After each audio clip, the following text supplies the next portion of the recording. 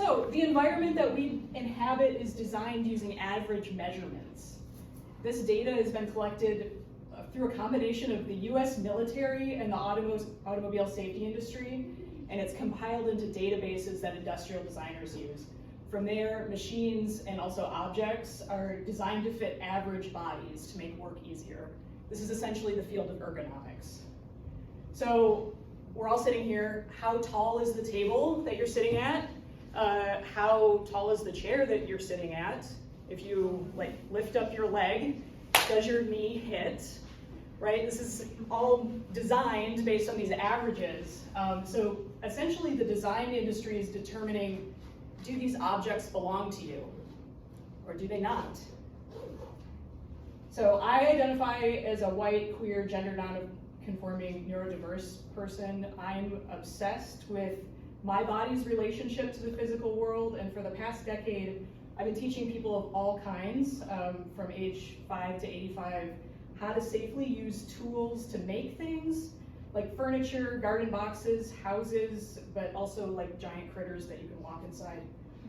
I've taught at a number of organizations, a variety of grassroots initiatives, higher ed, K-12, also internationally famous experimental project-based learning giants. From this work, my students have been non-traditional. They've been women, English language learners, neurodiverse people, folks with physical differences, trans and non-binary people. And I want to emphasize, not because the field is flooded with different types of people. This making field is essentially dominated by white, able-bodied, upper middle class, educated cis men.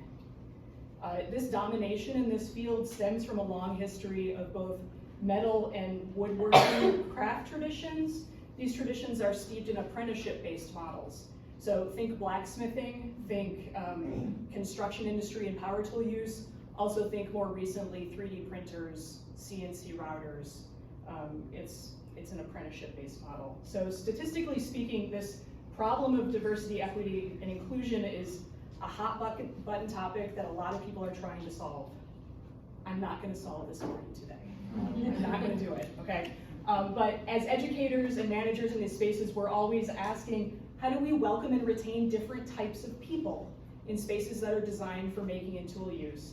Not just women, but queer people, BIPOC people, neurodivergent people, and different types of thinkers outside of the fields of engineering. This is a multifaceted, complex issue of race, class, gender, and also access. What I want to do today is look at this from a different lens. So what I'm proposing is that by examining the ways in which we educate third graders, we can actually create a more inclusive space for making. Here we go. Let's talk about third graders.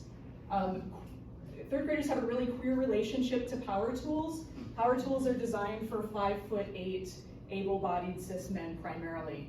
The average third grader is around 9 years old. They stand a little over 4 feet tall. They're about 62 pounds. The safe use of a power tool relies on a really specific mathematical equation. This is a relationship between your shoulder, your elbow, your wrist, and your hand.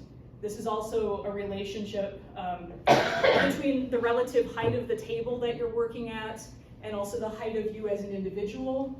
This also relies on your upper body strength relative to the weight of a tool, if you're using a tool that you have to push. If you're 16 inches shorter than the intended user of a tool, every variable in this mathematical equation changes. How you hold the tool, where your strength comes from, where leverage comes from, also where your eyes are in relation to the tool. So if I'm 9 years old, the weight of a jigsaw is actually within the upper limit of my safe carrying and lifting ability. So that's about 11% of this person's body weight. This is the equivalent of an adult holding 3 of these tools or carrying around 2 gallons of milk. So just think about that for a second. That's a lot of weight for a small person. So when tools are designed with a specific body in mind, this means that anybody that doesn't fit that specification has to adjust to the tool. This makes work more complicated, more difficult. So this issue of makerspace diversity is also an issue of physical